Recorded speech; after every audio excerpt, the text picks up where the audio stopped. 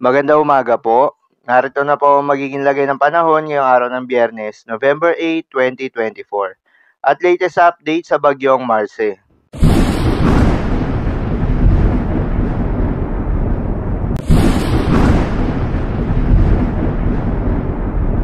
Sa kasalukuyan ng tayo sa pag-asa, ang bagyong Marce nga ay patuloy ang pananalasa matapos itong maglandfall ng 2 beses.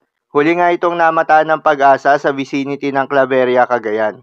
Taglay ang lakas ng hangin na umabot sa 175 km per hour malapit sa gitna at pagbugso na umaabot sa 290 km per hour.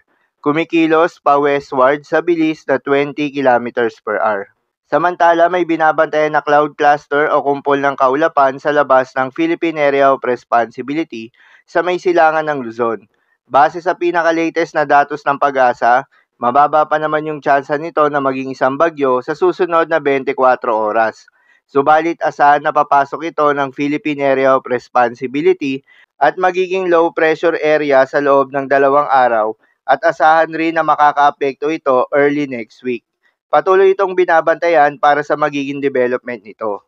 Sa ngayon nga ay may nakataas pa rin tayong tropical cyclone wind signal number 4, kabilang dyan ang northern portion of Cagayan, portions of Babuyan Islands, northern portion of Apayao, northernmost portion of Abra, Ilocos Norte, at northernmost portion of Ilocos Sur. Habang tropical cyclone wind signal number 3 pa rin sa may portion of Batanes, nalalabing bahagi ng Babuyan Islands, nalalabing bahagi ng Cagayan, nalalabing bahagi ng Apayao, northern portion of Kalinga, northern portion of Abra, at northern portion of Ilocos Sur.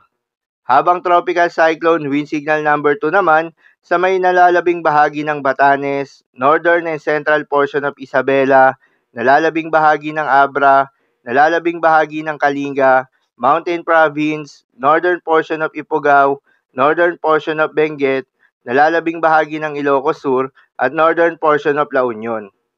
Tropical cyclone wind signal number 1 naman sa nalalabing bahagi ng La Union, Pangasinan, nalalabing bahagi ng Ifugao, nalalabing bahagi ng Benguet, nalalabing bahagi ng Isabela, Quirino, Nueva Vizcaya, northern and central portion of Aurora, northern portion of Nueva Ecija, at northern portion of Zambales. Bukod nga sa mga lugar na isinailalim sa tropical cyclone wind signal number 1, 2, 3 at 4, ay asahan rin ang mga pagbugso ng hangin na dala ni Bagyong Marce sa may Batanes, Cagayan, Isabela at Ilocos Region. Asahan rin ngayong araw ang intense to torrential rain sa may Ilocos Norte, Apayao at Cagayan. Heavy to intense rains naman sa Abra at Ilocos Sur, habang moderate to heavy rains naman sa may La Union, Kalinga, Mountain Province, Benguet, Ifugao, Batanes at Isabela. Pinapayuhan ng lahat ng mga residente sa mga lugar na maapektuhan na maghanda at mag-ingat sa mga posibleng pagbaha at pagguho ng lupa. Para naman sa magiging lakas at paggalaw nitong si Bagyong Marce, inaasahan ngang lalabas sa katubigan ng Ilocos Norte ang Bagyong Marce ngayong madaling araw matapos dumaan sa may Cagayan, Apayao at Ilocos Norte area. Nakamamatay at lubhang mapanganib na kondisyon ng panahon ang patuloy na nananalasa sa Babuyan Islands, northern portion of mainland Cagayan, Ilocos Norte at Apayao. Pagkatapos tahakin ng bagyo ang Northern Luzon ay asahang patuloy itong gagalaw sa direksyon na westward hanggang lalabas ito sa Philippine Area of Responsibility mamayang hapon o gabi. Hindi inaalis ang tsansang maging super typhoon ito, ngunit inaasahan din ang paghina nito sa susunod na 12 hanggang 24 oras. Bagamat ihina ay mananatili pa din itong bilang isang malakas na bagyo o typhoon sa loob ng Philippine Area of Responsibility. Paalala lamang po na mga nasabing forecast ay posible pa pong magbago.